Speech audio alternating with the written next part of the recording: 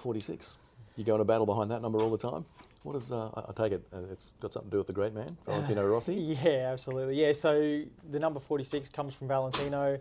I mean, I've been a massive fan of his since I was a little kid. You know, I think I must have been about 5 or 6 years old. I'd sit in front of the telly and watch the races, and just watch him dominate. Like in that era, like he was just so successful, always winning. You know, had obviously his charismatic sort of, you know, little shows or things that he'd do after the races. So I remember saying to Daryl Beattie when I interviewed him that it almost made it difficult for anybody after him because people expected you to be the best rider in the world plus the most entertaining guy in the world. And when somebody like Casey Stoner came along, for example, who kind of just wanted to race bikes fast, it was so like people, oh, why was you so grumpy or whatever, you know? Yeah, that's it. And I guess it's hard because, I mean, like as fans, like whilst the racing is exciting and entertaining, the other part where you get to see them off track, like that's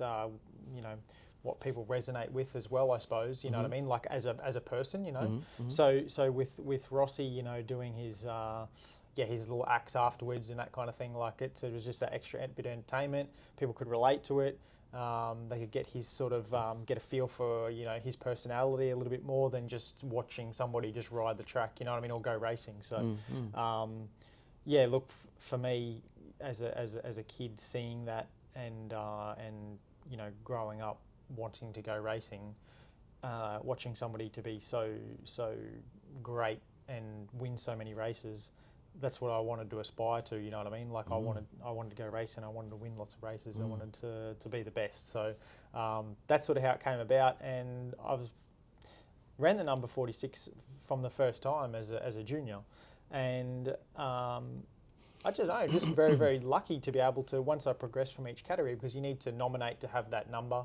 And each time, every year that I was progressing from one category to the next, I was able to retain the number. And even to this day, racing Aussie Superbike, I still run the number 46. So, have you on a professional level managed to kind of take anything out of his playbook and sort of, you know, I guess, you know, apply any of his particular styles or attributes to your own game?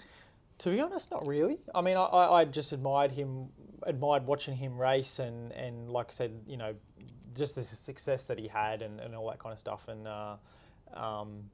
but in terms of, like, you know, whatever it is that he was doing on the track and that type of stuff, no, I haven't really taken any of that and applied it to my riding myself. Have you ever met him? I have. Yeah, I've been very fortunate. I was so fortunate that I was able to go and do a race with him in the MotoGP. I did a wild card at Phillip Island in, I think it was, the race was 2016. Yeah, 2016 I raced. So yeah, was able to meet him then, and although it was very brief, you know, but yeah, that was like, I remember having this thought or a bit of a dream as a kid, right, in primary school, that like once I started racing, and I had this dream. I was like, I wanted to race against Rossi one day, and my dream came true. Yeah. In 2016, I went and did a race at Phillip Island. Oh, that would have been so special. It was like, I mean, it's just so surreal. Like, I mean, like when you're a kid and you see these people racing in the top level of the sport, and, you know, around the world, you treat them like they seem like gods. You know what I mean? Like they're just on a different planet. But yeah, the reality is that yeah, if you work hard and try to do your best, then anything's possible, I suppose. Now, speaking of the overseas racing, tell us a little bit about your backstory as far as that goes, because you've raced in a few countries and in a few different classes and things around the place. Yeah, look, very fortunate to have done multiple different racing. I've competed in different series and whatnot over the years. Obviously, the bulk of my racing's been here in Australia, but I first competed overseas, I think it was 2011. I competed in the Asia Road Race Championship in the Supersport 600 category. That was my first sort of taste. I was racing with Yamaha here in Australia on the 600s, and they sort of had a bit of a program together where they were trying to take an Aussie to Asia, and they were bringing an Asian rider to Australia, and we'd swap, and we were teammates. So we're teammates at some of the races here in Australia, teammate, and I was teammates with them in Asia. So that was a pretty cool experience to get outside of Oz and get a taste of what it's like racing overseas. And it was I remember it being super competitive. Different level of team and all that kind of stuff, working in a different environment. So for me, it was good learning, learning to try to adapt. Like, it was good for my skill set, you know what I mean? To go outside your comfort zone, have to try to learn to adapt and that type of stuff. What were you adapting to? Track, bike, competitors? The whole lot, everything. Yeah. So, and you'd turn up to a track and you haven't done like testing or whatnot beforehand, and you're riding against guys that they live there, so they're used to those circuits. So, super tough. But that's what I think. Like, as a rider, it helps you grow and develop because you've got a lot of difficulty or challenges there. So you've got to try to work your best to overcome those. It seems like as an Australian rider, that would be really important these days, that adaptability, because you never know when you're going to have to be packing your suitcase and go and take a job somewhere else for whatever period, Yeah, it is. And I mean, look, it's one thing to be able to ride a bike quickly and do well after you've had a certain amount of time to sort of, get comfortable with it. But for sure, there's a lot. If you can, like as a rider, if you can adapt to something really, really quickly, different bikes, tyres, circuits, working environments with like different teams, if you can do that and do well in a short amount of time, for sure, that's going to pay big dividends for you, going forwards. But it's a pretty tough thing to do. I mean, like when you go and race against people who are, they have had the time to get comfortable with their bikes and they're in an environment that they're familiar with and they're just super comfortable, then it is pretty tough to race against or compete against guys like those. But for sure, like I said, if you're a guy that can adapt quickly, then it's massive. It's super important. It's just as important as being able to go really fast on a bike. I was going to say, speaking of feats of adaptation, obviously your old sparring partner Troy Herfoss overseas this year racing the baggers around. Like, what have you thought of that performance? Well, that's right, exactly. That's a perfect example. Like he's the type of guy that he's grown up doing all different sorts of disciplines growing up, and he's raced motard. He's done dirt track. He's on the road racing and the Superbike, and now you see like his adaptability. He's gone to America, jumped on the bagger. It's a completely different style of bike. You know what I mean? Like it's nothing like a sports bike that we're used to racing. And he's able to go over there and win races and already be in the challenge for the championship. So does it appeal to you? Look, I mean, it's probably not my first preference. I mean, I've grown up racing sports bikes and doing sprint races, but look, I mean, it's a funny game that we play. Like, it's hard to find a job basically as a motorcycle rider, and it seems to get tougher and tougher every year. Yep. But yeah, look, an opportunity you just got to take any opportunity that you can. So I think that's sort of his case as well. There was an opportunity to go over there and do that, and he's grabbed it and taken it. So yeah, look, I mean, if they look to the Aussies over here, they see that where our level or our ability is quite high, like Troy's is, then they may look to consider some other Aussies. Yeah, I hadn't thought about it like that, but it's good for everyone, isn't it, if he's successful? Yeah, it is because it proves and it shows that the level here is quite high, and which I believe that it is. You know what I mean? The level here is super high. I think you can take the top guys from our championships and put them.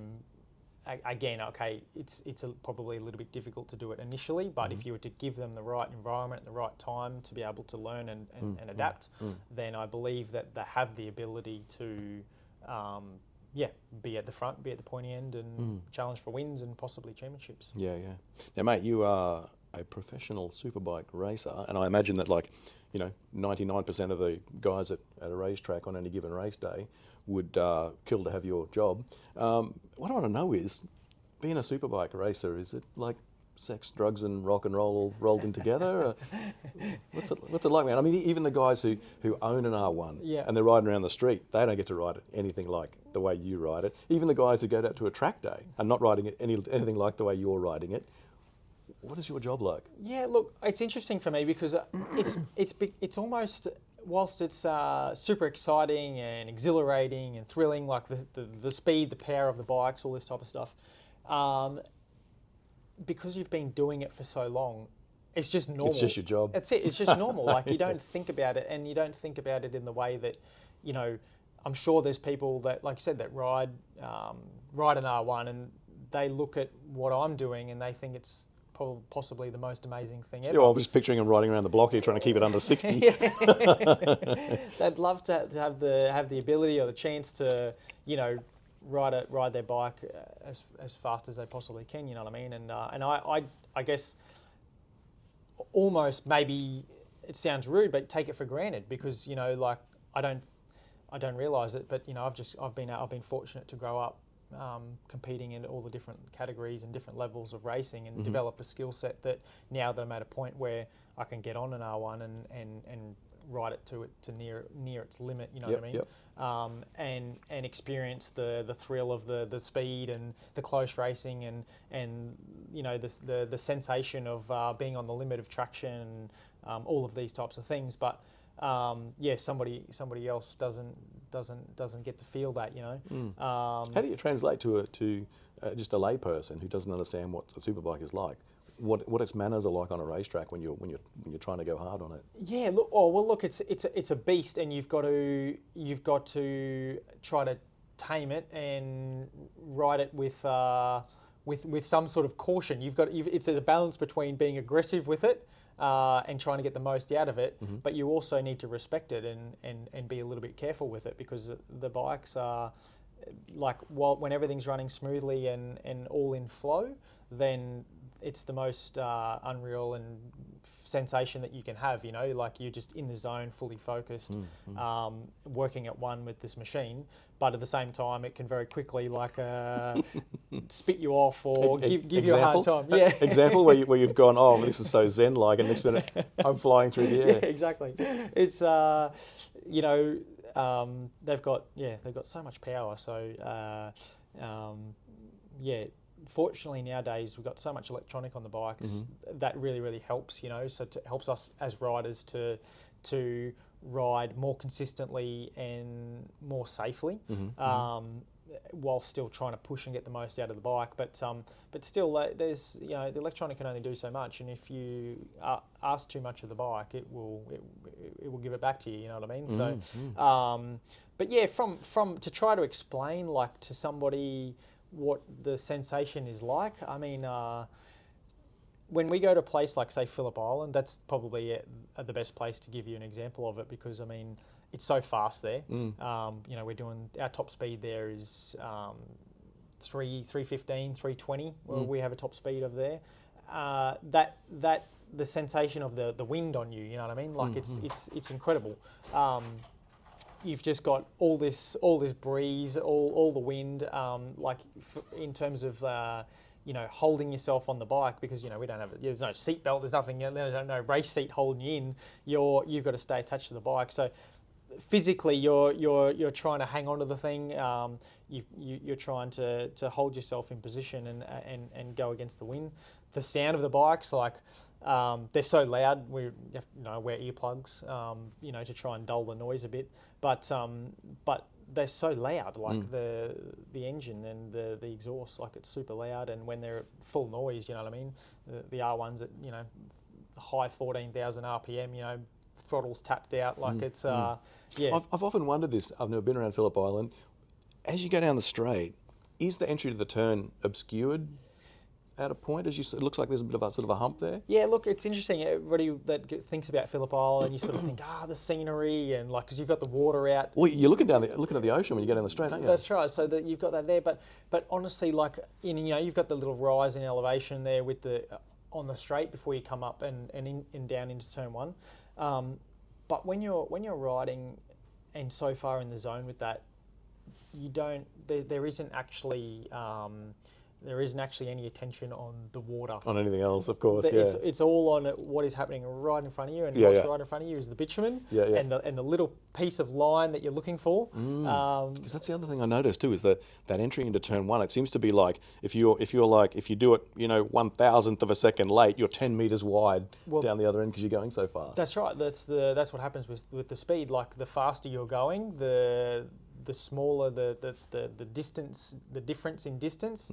When you go to roll off the throttle and grab the brake, if that's out by a couple of meters in the braking zone, well, it can put you out by double or triple that, once you get to the turn. And you've got to imagine like a corner, like the width of this track is, say, 15 meters wide. Well, you've got 15 meters to play with from the inside of the track to the outside of the track. So if you start missing your braking marker by a few meters, you can put you at the edge of the track, you know what I mean, or off the edge of the track. So it just seems like one of those places on a racetrack in Australia where it's difficult to be precise. Like like it's like I'm going to be in roughly the right spot. Yeah, exactly. And that's where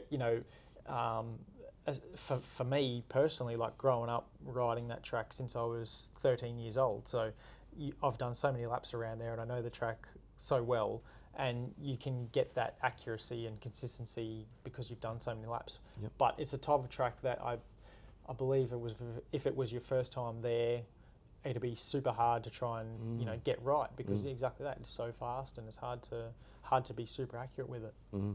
Yeah, fantastic. Just lost my next question here, mate. We're going to edit that bit out. Forgot to touch the phone and keep it awake.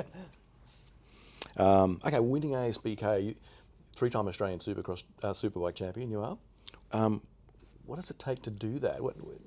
Who are you, and what attributes have you got that has enabled you to do that, mate? Yeah, well, I mean, look, racing, going and winning races on their own individually is tough, but trying to string it together and win a whole championship is another thing. So, and it seems, sorry to interrupt, it seems like a class too where, year by year or even month by month, a small change to some team can completely change the dynamic of it. Yep, 100%, absolutely, yeah. And we see that, you know what I mean. Like, you might be super competitive one year, and this is a perfect example. I won the championship in 2022. Next year, I didn't win a single race. Like that's how different how different each year can be. You know what I mean? Some right, like you're always trying to refine and improve your own riding or your environment or settings with the bike, whatever it is. But you've got your competitors that are always doing exactly the same thing, and sometimes you know what I mean. They might be just a small little way away from you one season, but come the next season or maybe the next racetrack, they found something, whether it's in their riding or they found a setup thing with the bike, and they find a next little bit of competitiveness, and it's hard to beat them, you know what I mean, or they become more competitive and start beating you. So, each year it changes for sure.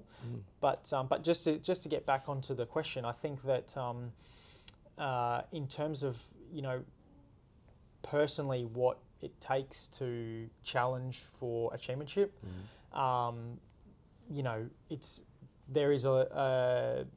always comes up. There's hard work, okay, but that's dedication, that's commitment, that's focus.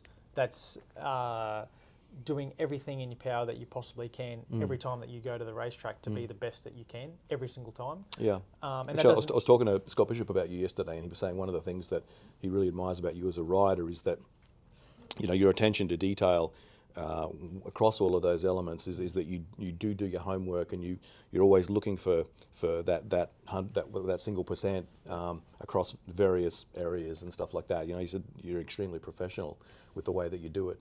Yeah, well, for me, it's it's been my whole life. I've grown up riding motorbikes since I was a little kid, and like I said, progressed through all the different categories, and arrived at a point now where, it is my job to go racing, and I represent Yamaha, a massive brand, and there's a lot of effort from many people that go into the program, and you don't turn up just to be average. You know Yeah, I what was going to say probably a lot of expectation that goes along. I mean, 100%. even just from not just from your team, but you know, the national distributor and the parent company. Like, That's it. they're not people that go there to make up the numbers, are they? No, not at all. We go there to go and win, and like so to win, you have to do all the little bits as best you possibly can, and to give yourself your best chance. So, yeah, look, there's a lot in it from a personal level, but yeah, for sure, as a team, like everybody within the team is doing their job the best they possibly can as well. You know what I mean? So you've got all the pieces need to line up, and everybody needs to be going for the same goal. So whilst I'm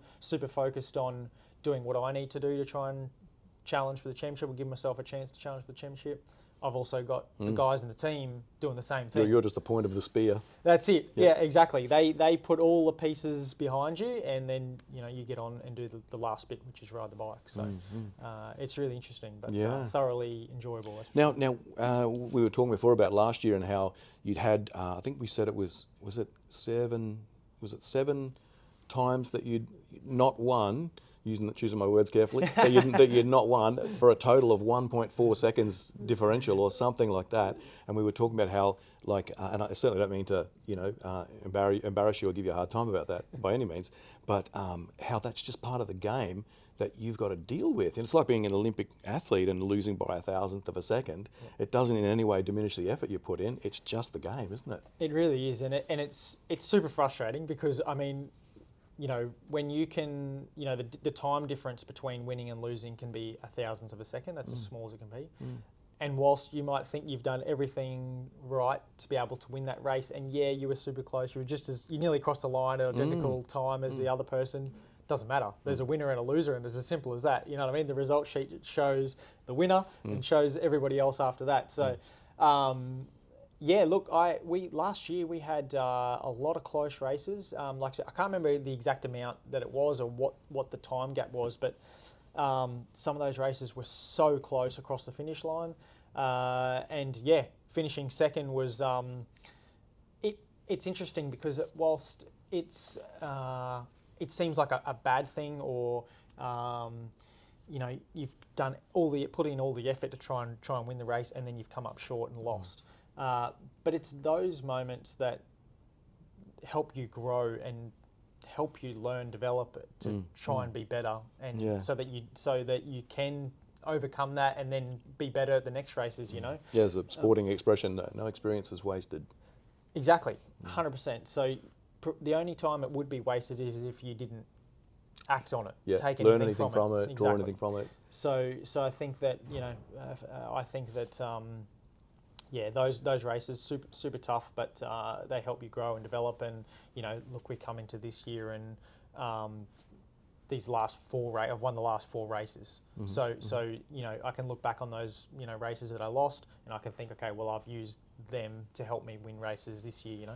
The other interesting thing that I think is that I don't know the stats for sure and the exact number, but in my head I think that you're going to win. You're going to lose so many more races than you are going to actually win. You know what I mean? Over a career. Yeah, over sure. a whole period. So, you got to get used to losing. It's as simple as that. Whilst winning's great, and it's the best part about going and racing and competing, you have to get used to losing. Yeah, that's a known sort of a success formula kind of a thing these days, isn't it? Like, embrace your failures, be grateful for your failures. 100%. Yeah, well, you have to, because otherwise you're going to be. They're just going to beat you up. Yeah, you're going to be very upset. But the thing is funny because, like I said, as a kid when I grew up watching Valentino Rossi, I seen him winning all the time. It was like, this is amazing. That's what I want to go back to. And he seemed like he could win from any situation, didn't he? At exactly, times, Yeah. And then the reality of it is when you come to racing and you're doing it yourself, it's like, okay, well, no, not going to win every race, and there's going to be a lot of losing. But yeah, look, like I said, you learn from it and helps you grow and develop. So that's the main thing. Hey, so your adversaries, I mean, obviously, you had a great season-long battle with Herfoss last year. Like, what's the relationship like between the two of you?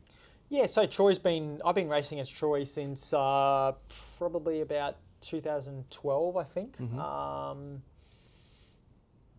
Yeah, I think around about 2011, 2012. So it's been a long time, even back on the 600 category, and then onto Superbike. And and we've been racing Superbike against each other since about 2014, I think. Yeah. So that's Wow. been, so 10 years, so it's a long time. So you're still friends? Yeah, look, it's interesting. In the beginning, definitely not. We get along better now than what we did in the beginning, because, I think of it like this: like, he is anyway. He's just a super competitive, super hungry. Like he's got that, like hardcore kind of attitude to him, and very determined to win, which is why he is a champion that he is. You know what I mean? And I came in as a young fella, then stepping up as a rookie, stepping up to Superbike, and in a relative short amount of time, was starting to give him a hard time. Or give all those guys a hard time, and won a few races and whatnot, and probably showed that, over these next 10 years, I was going to be hard work for him, and so in the beginning, definitely he wasn't super keen on me, but but over the years, I guess, as he's gotten older, I've gotten older, we get along better now. Yep. But nonetheless, there's still always tension there. Yeah. Did I see that you guys like cycle together and stuff? We sometimes? have done, we have done a little bit of cycling here and there together. A little bit of training, whatnot. Not a lot, just a little bit. But Troy's funny. Troy's always easy to get along when he's doing the winning. I have heard of riders like that. Yeah. But he's all right. And now that he's overseas racing, I know he's still doing some racing here, but for the most part, he's doing his racing in America. And I think that he's in a point, not just with the racing, but almost it seems like in his life he's quite comfortable. Yeah. So look, things are pretty good there. So, but for sure, he's been a super tough competitor, adversary for me. The other one would be Wayne Maxwell. Had a lot of battles with Wayne. Yeah. So 2022. That was a guy that kind of had tough nut written all over him too, wasn't it? Absolutely. Yeah, absolutely. And look, that's out of all the people that I've gone racing against, there's probably only one person that I don't get along with, and that's Wayne. Everybody else, I would say, I don't really have any issues with. But with Wayne, it was interesting 2022 championship, and for me, it just worked out that I won that championship, and so then it's easy. I don't have to say anything. I won, and I'll let the results on the track do the talking, and that's that. But I think it's good. No one can say you guys aren't invested, can they? No, that's right. Yeah. And look, that's the thing. It's probably, I seen something not long ago that back in the day, riders or competitors in probably all sport, or almost all sports, they're not friends. You know what I mean? Because you're both going there to do the same job. You're both going there to try and win against each other. So how can you, when you're not competing, how can you be friends with each other? But I don't know. For me, growing up, I've been able to find a way that when the visor goes down and the race starts, or you get out onto the track. Okay, sure, nobody's mates. I go there to do my job and do what I can, and do everything that I possibly can on the track to be the best. But once you come off the track, to me, everybody's going and trying to do the same thing. We're there to enjoy ourselves, have some fun, so why does there have to be a lot of tension or animosity in the pits or whatnot as well? So, and I find that generally speaking, probably an easy-going sort of fella, so I try to just get along with everybody. But yeah, for sure, it's hard when you've got stiff competition. Yeah. It's not easy. Now, the cycling, I mentioned the cycling just before in regard to you riding with Troy. But, what's with the cycling thing? Look, I remember interviewing you a year or two ago, and you were telling me about some big Ks that you were racking up at the time. I think it's like, was it 300k a week? Yeah, so I mean, cycling's been a big part of my training and fitness training for the bike racing. So, I mean, for people that watch motorcycle racing, you probably think that, you sort of just sit on the bike and it's not super physical, because you can just stay seated and, you got the throttle, you got the engine to sort of power you around the track. But it's super physical. Then the faster you go, like from a physics point of view, the faster and faster you go, the more physical it gets, right? Yep. And I find that working on my cardio, that seems to be super beneficial for on the motorbike, because I find that our races are typically sort of 20 minutes, and you have a high heart rate. Like I'm at threshold heart rate for that 20 minutes. Are you? So what's your threshold height? So threshold's about 177 beats per minute for me. And so, like with my training then, and my cardio training with the bicycle, both for the road and the mountain bike, I use those to, help myself so that when I go racing, I can maintain that sort of heart rate, and that cardio helps me to stay focused, because when you start pushing your heart rate really high, fatigue sets in. It's hard to stay mentally sharp, mentally clear. And so you've got one aspect of it. One thing is just to stay clear enough that you can keep riding that bike as quick as what you've been going, even in the beginning of the race or in the beginning of the session. The other thing is that if you can be super clear mentally towards the last sort of, let's say, 3, 4, 5 laps of the race, when you're in a tight, close battle with somebody, there's room to strategize, isn't there? 100%. You've got to be analysing and working out. Okay, this guy is strong in these parts of the track, or he's weak in this part of the track. I'm strong here, weak there. You've got to work out. Okay, how am I going to try and set up a pass? What am I going to do to try and block that and stop him from going past me? All these things. So there's a lot going through your mind, more so than just riding the bike and trying to ride it as fast as you possibly can, especially when you're in a situation where you're racing. So point is that the cardio training and doing big Ks on the pushy, like anywhere between 3 to 400 Ks for the week. I've just felt that's really helped me with my racing, and try to keep on the pushy as much as I can. I can only say that it's helped me to win races, so I keep doing it. Well, I remember back in the 90s, Mick Doohan used to swear by it, didn't he, and say that his cardio was what allowed him to have concentration in the back sort of, quarter of the race or something, eh? Yeah, 100%. And look, in almost all forms of motorsport, people are using cycling as a way to keep fit.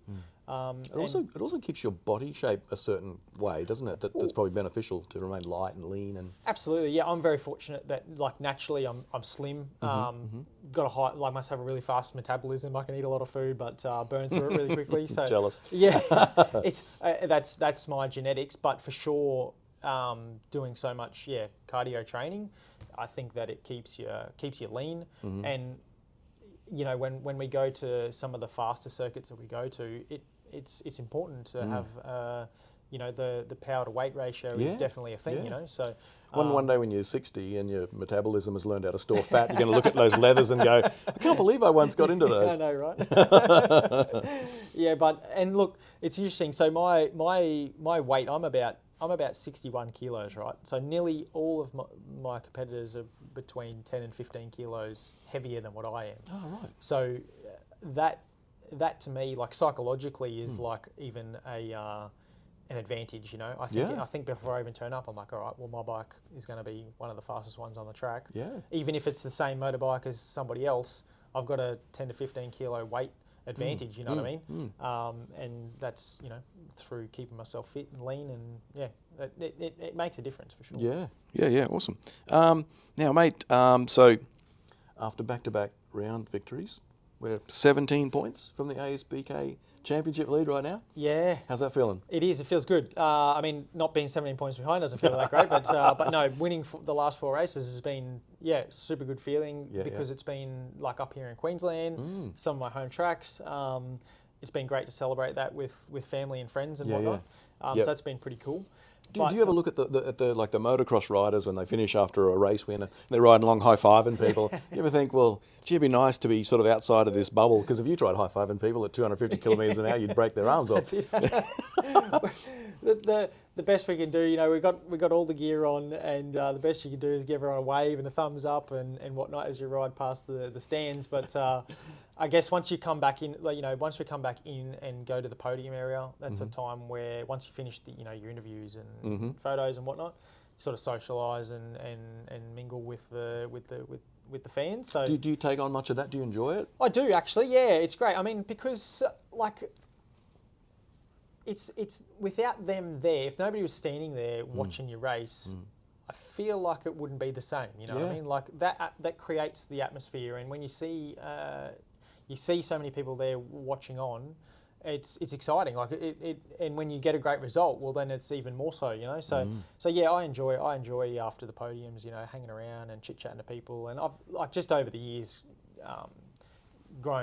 gained so many, you know, fans and friends and that from the racing. So yeah, it's great to catch up with people because you don't always see them at every track. You know what I mean? You might not see them from one year to the next. So yeah, it's great to catch up with people and have a quick little chat and yeah. Peps up your day, I suppose, and gets you on to the next race. But yeah, no, I thoroughly enjoy it for sure. But in terms of getting back to the championship, we're 17 points down from Josh.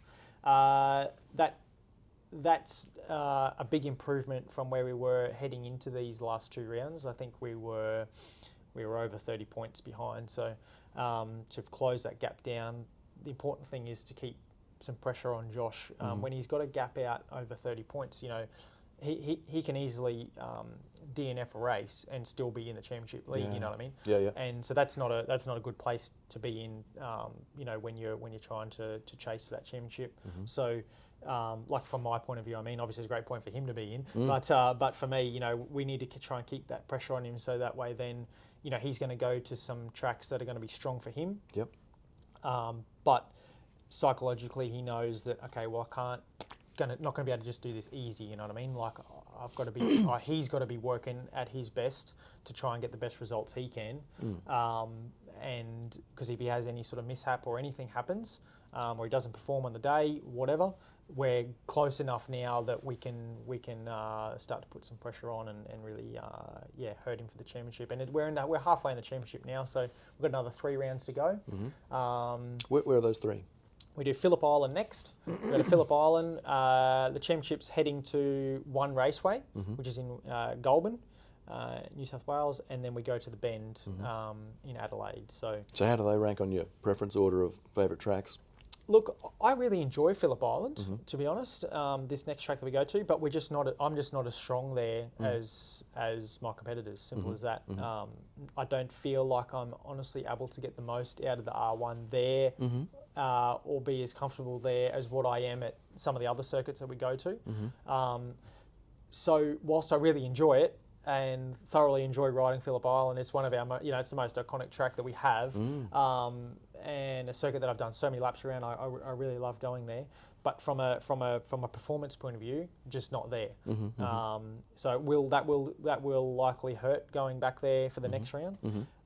In terms of One Raceway, so that was previously Wakefield Park. It's been taken over and had a lot of work and redevelopment done there. So the layout of the track's actually going to be new. It's going to be different. They're making some changes to it. So I haven't actually ridden that new track. Nobody's ridden that new track yet. It'll be different. I've enjoyed success at that track in the past, so it'll be interesting to see a new layout and new facility and whatnot there. So that'll be level playing field for everyone. Essentially, yeah, it will do. So that'll be interesting. And then the Bend, it's another one similar to Phillip Island, another massive circuit that we go to, GP style track. I really enjoy riding there. Have won races there, and I think it's a great place to have, you know, the finale of the championship, just because of the facilities that they've got there. So, yeah, look, it's an exciting time heading into the last few rounds, but all very positive and yeah, look, if I can find something a little bit extra at Phillip Island, then we'll be right in the hunt. Yeah. Awesome, mate. ASBK, like, if you owned it, what would you do with it? How's it running, and would you change anything about it? Yeah, look, I think the championship is quite strong in some aspects in that, you know, we've got a variety of different circuits that we go to. It's a 7-round championship. There's a lot of positive things about it, you know what I mean? They've got a good following for it. So it's on the telly? It's on the telly, that's right, it's on the telly. People have access to being able to watch it, whether that's at the track or, like I said, you know, live stream or on the TV. So some really, really good things about the championship. I think that the biggest and the best thing about Superbike racing and the ASBK is the actual product itself, the racing itself. You know, that's across all classes, not just Superbike. But super close racing, you know, you don't want to go and watch races where after the first or second lap, you already know who's going to win the race. You know what I mean? It gets Yeah, boring, yeah. and especially when it happens at all the tracks. Like, you know, even okay, I've won the last 4 races, but those races have been quite tight. You know, I hadn't led from start to finish. You know, so and we're going to go at each track. You sort of don't know who's going to win for sure. So when you said tight before, did you mean tight as in the finishing order, or tight as in the tracks were tight tracks? I mean, as in the finishing order. Yeah, The okay. racing's been tight. You know, so but for sure, a mixture of tight and open racing, as in the circuits as well. We have a mixture of different styles of tracks for the riders. So there's heaps of good stuff about the championship. Look, if it was mine, and what I'd want to see or want to try to improve is to be able to gain some more manufacturer support. You know what I mean? I feel like Yamaha are been heavily involved in racing in all disciplines, and they sort of support racing so much. They do put their money where their mouth is, don't they? Absolutely, they really, really do. I mean, and I feel like without them, racing would be very, very tough at the moment. You know what I mean? So they're doing a massive effort. It'd be great to see some other manufacturer involvement. It doesn't have to be directly from the manufacturer, but you know, dealer supported teams or whatnot, just to help get some extra, you know, bikes on the grid and you know, make it a little bit more, you know, a bit more interesting. I think, you know, when we look at the series right at the moment for Superbike, you know, we've got almost the whole field's on Yamaha, and we have, I think, a couple of Ducatis, and 1 or 2 BMWs in the field. So, you know, we're missing Kawasaki, Suzuki, Honda. You know, like it's would be great to see some of those back in the championship. But yeah, I mean, that's probably my only thing that I'd say would be great to see, and that would just add to it. You know what I mean? That would help it grow more. You know, it'd make it more exciting, that different variety. I feel like from a fan's point of view and spectator point of view, you know, like not everybody is a Yamaha fan. So if you're coming to the track and you're seeing a whole grid of Yamahas, you know, and you're a Cowie fan or a Suzy fan or a Honda fan, you know what I mean? Like you don't have anybody there to support that's racing. So you know, you might drag some extra people to the track or get some extra followers, you know, on the telly, because we've got, you know, riders riding different brands of bikes. So, and from a rider's point of view, it's great to race against different types of bikes, because different bikes have different strengths. You know what I mean? And strengths and weaknesses. So you know, so like as a rider, okay, you're racing against different people. If you're racing against the same guy or a similar guy on the same bike, you know, like you're both going to be fast in the same place, slow in the same place. That's it. So you know, when you got the differences in the bikes, it makes it more exciting. So, you know, you might mix up the racing. Well, that's right. You might see more passing, because you might find that, you know, one guy's a lot slower in one area than another guy, so they can make a pass, and then vice versa. You know, so whereas whenever if it just stays sort of kind of the same, well then, you know, that can be a problem. But I think that's probably my biggest thing with the championship. Would love to see some more brands and some more manufacturer support. Okay, last question, mate. What's left for you now? What's left on your career goals list? Yeah. Look, so I'm 30. I'm 30 now. I feel like I've still got probably another 10 years of racing. My goal was always to race in the World Championship, whether that was, you know, GP or World Superbike.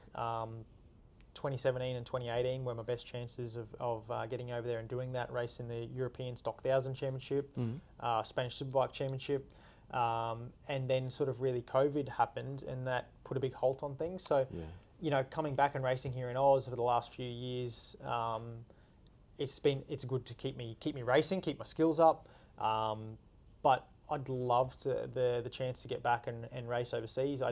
Again, it's opportunity. It's very tough to get outside of Oz and get that to happen. But you look at Herr Fosfrey is a good example to say, well, it's possible. You know, he's older than me. He's found an opportunity overseas. So I think that I've got a good home at Yamaha at the moment, and look, that could honestly be a long-term thing for me. Like I said, for nearly the next 10 years, that is definitely an option. But you never know what opportunities will come up, and it's all just timing. Like you know, you don't know what will happen in the next 5 years. You know what I mean? With racing globally and even nationally here in Australia, like, so it's a little bit of an unknown. But I've got to say, I'm very happy where I am. I do enjoy racing the Australian Superbike Championship. I enjoy racing for Yamaha. You know, they look after me very well, and I feel like I do a great job for them. So I almost don't have a lot of reason to want to leave. Yeah, I understand. Like, yeah. I'm happy there. Yeah. But you know, I guess it would still be nice to, as a kid with that dream of racing, you know, internationally and probably in Europe, if there was ever an opportunity to be able to do that at a high level, then yeah, it'd be something that I'd like to consider for sure. Mm-hmm. Well, mate, thanks very much for your time today. It's been great talking to you. Likewise. And certainly we wish you the best of luck for the rest of the ASBK Championship, that's for sure. Thank you very much. Thanks for having me. Thanks, Mike.